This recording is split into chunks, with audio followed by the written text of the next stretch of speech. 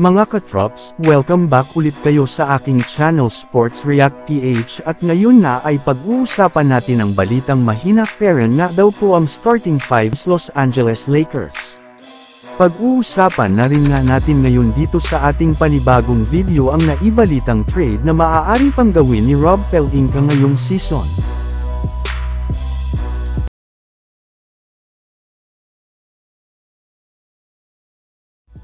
Simula nga mga katrops, na maipakita ng Los Angeles Lakers ang kanilang mga manlalaro na magiging parte ulit ng kanilang starting five para sa darating na season. Kaya grabe na naman nga ang panghahype sa kanila ng ilang mga NBA analyst at maging ng mga fans ng Lakers.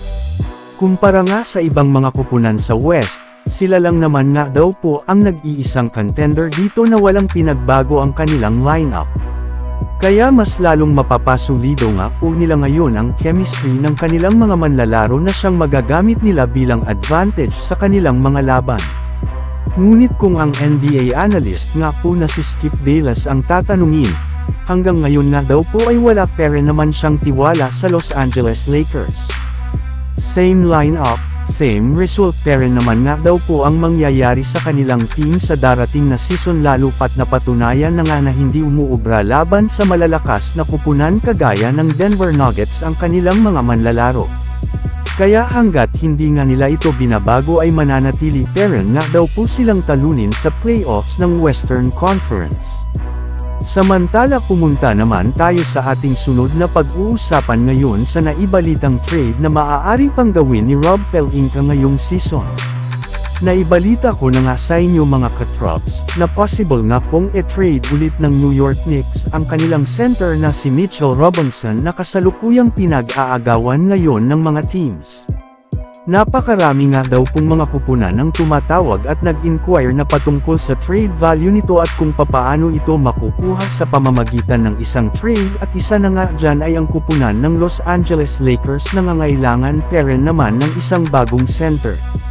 Para nga sa inyong kaalaman, nag-average rin naman si Robinson last year sa Knicks ng 5.6 points.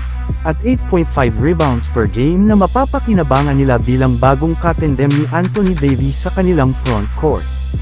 Ayon pa nga sa kalalabas pa lang na balita ngayong araw, maaari nga daw itong makuha ng Lakers sa isang mas magandang paraan kung saan kakailangan lamang nga ng Lakers na i-trade sa New York Knicks ang kanilang mga players na sina Jared Vanderbilt, Jalen Hood-Schifino, Cam Reddish at isang second round pick kapalit ni na Mitchell Robinson, Cameron Payne, o Cam Dodiet.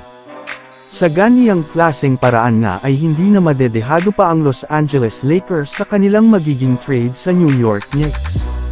So yun lang nga mga katrops ang handog ko sa inyong storya ngayong araw. Sana nag-enjoy kayo. Please like and subscribe my YouTube channel Sports React PH para sa iba pang storya at update patungkol sa NBA. Kita-kits muli sa ating susunod na video.